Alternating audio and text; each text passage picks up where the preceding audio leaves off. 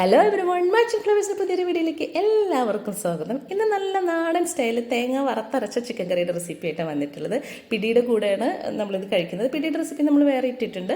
അപ്പോൾ നമുക്ക് വേഗം നമ്മളുടെ വീഡിയോയിലേക്ക് പോകാം. അതിനാവശ്യമായിട്ടുള്ള ഇൻഗ്രീഡിയൻസ് ആണ് ഞാൻ എടുത്തു വെച്ചിട്ടുള്ളത്. ഒരു പാൻ അടുപ്പത്തേക്ക് വയ്ക്കുന്നു. അതിനകത്തേക്ക് കുറച്ച് വെളിച്ചെണ്ണ ഒഴിച്ച് ഒരു സവാള, ഒരു തക്കാളി, ഒരു കഷ്ണം ഇഞ്ചിയും കൂടെ ചേർത്ത് നന്നായിട്ടൊന്ന് വഴറ്റിയെടുക്കുന്നു. വഴണ്ടു വരുന്ന സമയത്ത് കുറച്ച് ചിക്കൻ മസാലയും ഗരം മസാലയും ചേർത്ത് നന്നായിട്ടൊന്ന് മൂപ്പിച്ചെടുക്കാം. ആ പൊടിയുടെ മണമൊക്കെ പോയി കഴിഞ്ഞ് കഴിയുമ്പോൾ ശേഷം ഉപ്പും മുളകും മഞ്ഞൾപ്പൊടിയും ചേർത്ത് തിരുമ്മി വെച്ച ചിക്കനും കൂടെ ഇട്ട് കൊടുക്കുന്നു. വലിയ രണ്ട് ഉരുളക്കിഴങ്ങ് എടുത്ത് അത്യാവശ്യം വലിയ വലിപ്പത്തിൽ തന്നെ കട്ട് ചെയ്തെടുത്തിട്ടുണ്ട്. ഇതിൽ നമ്മൾ വെള്ളമൊന്നും ചേർക്കുന്നില്ല. ചിക്കൻ്റെ വെള്ളം കൊണ്ട് തന്നെ അത് വെന്ത് കിട്ടിക്കോളും. അപ്പോഴത്തേക്കും നമുക്ക് തേങ്ങ വറുത്തെടുക്കാം. തേങ്ങയിലേക്ക് കുറച്ച് ഉള്ളിയും കറിവേപ്പിലയും ചേർത്ത് കൊടുക്കുന്നുണ്ട്.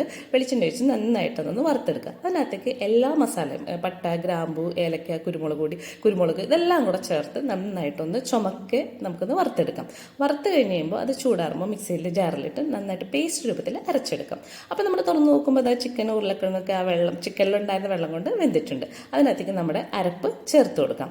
ഈ സമയത്താണ് നമ്മൾ വെള്ളം ചേർത്ത് കൊടുക്കുന്നത്. ചെറിയ ചൂടുള്ള വെള്ളം നമ്മൾ ഈ മിക്സിയുടെ ജാറിൽ അരപ്പ് കഴുകി നമുക്ക് ഈ ചിക്കനിലേക്ക് ഒഴിക്കാവുന്നതാണ്. അത് ഓരോരുത്തരുടെ അളവനുസരിച്ച് എത്രത്തോളം വെള്ളം ആവശ്യമുണ്ട് എന്നുള്ളത് നോക്കിയിട്ട് വേണം ഒഴിക്കാനായിട്ട്. അപ്പം ഞാൻ ഒരു ഗ്ലാസ് വെള്ളം മാത്രമേ ചേർത്തിട്ടുള്ളൂ. എന്നിട്ട് അടച്ച് വെച്ച് ഒരു 10 മിനിറ്റ് നന്നായിട്ട് കുക്ക് ചെയ്തിട്ട് ലോ ഫ്ലെയിമിൽ കുക്ക് ചെയ്ത ശേഷം നമ്മൾ അടുപ്പിൽ നിന്ന് ഇറക്കി വെച്ചു. അതിനുശേഷം നമ്മൾ താളിച്ചിട്ടു. കുറച്ച് ഉള്ളിയും കറിവേപ്പിലയും പച്ചമുളകും ഒക്കെ ചേർത്തിട്ട് നന്നായിട്ട് താളിച്ചിട്ടു.